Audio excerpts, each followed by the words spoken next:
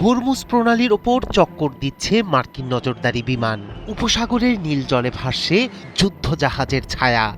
বারবার হুমকি, নিষেধাজ্ঞা আর শক্তির প্রদর্শন সত্ত্বেও ইরানকে বশে আনতে পারেনি আমেরিকা। তাই কি নতুন করে চাপ বাড়ানোর কৌশল? ট্রাম্প প্রশাসনের নজরদারি তৎপরতা ঘিরে এখন উত্তপ্ত মধ্যপ্রাচ্য। কিন্তু তেহরানের বার্তা স্পষ্ট, ভয় দেখিয়ে লাভ নেই। প্রতিরোধের প্রস্তুতি নিয়েই দাঁড়িয়ে আছে তারা। প্রশ্ন একটাই, এই স্নায়ুযুদ্ধ কি আরো বড় সংঘাতের দিকে এগোচ্ছে, নাকি শক্ত অবস্থানেই থামিয়ে দেবে ইরান?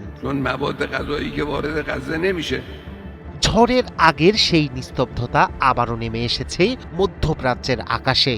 বাড়ছে উত্তেজনা। ইরানের সীমান্ত ঘেঁষা আকাশসীমায় মার্কিন নজরদারির তৎপরতা নতুন করে প্রশ্ন তুলেছে। আসলে কি বার্তা দিতে চাইছে ওয়াশিংটন? রাশিয়ার সংবাদ সংস্থা নভোস্তি জানিয়েছে, বাহরাইন এবং সংযুক্ত আরব আমিরাতের মার্কিন ঘাঁটি থেকে দুটি অত্যাধুনিক নজরদারি বিমান উড্ডয়ন করে ইরানের আকাশসীমার খুব কাছাকাছি এলাকা নিয়েছে। ফ্লাইট ট্র্যাকিং তথ্য বলছে, মার্কিন নৌবাহিনীর একটি P-8 পজিডন বাহরাইন থেকে উড্ডয়ন করে কৌশলগতভাবে গুরুত্বপূর্ণ। খরচ বাঁচে 65% পর্যন্ত। ওয়ালটন বিএলডিসি ফ্যান ছড়ায় স্বস্তির সবুজ হাওয়া।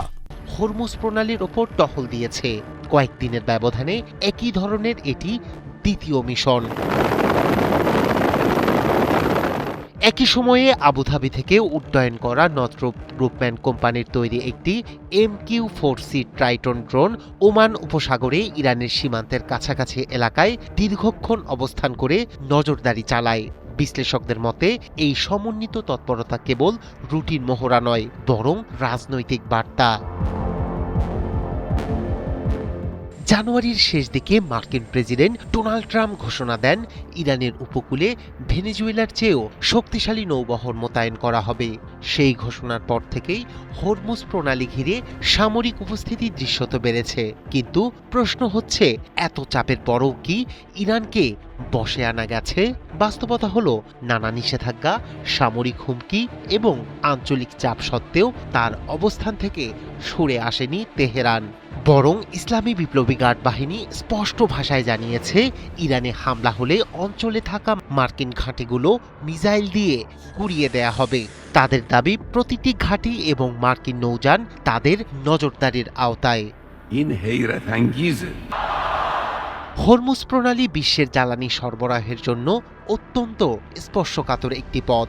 এখানে সামান্য উত্তেজনাও বৈশ্বিক বাজারে বড় প্রভাব ফেলতে পারে। ফলে মার্কিন নজরদারি বিমানের ঘন ঘন উপস্থিতি কেবল সামরিক কৌশল নয়, বরং কূটনৈতিক চাপেরও অংশ। তবে ইরানের বার্তা স্পষ্ট, তারা বলছে চাপের রাজনীতিতে তারা মাথা নত করবে না। আমেরিকা হয়তো নতুন করে নজরদারি বাড়িয়ে ইরানকে কোণঠাসা করতে চাইছে, কিন্তু তেহরানের অবস্থান প্রতিরোধী তাদের নীতি। রায়হান কবির, শুভ্র, ৭১।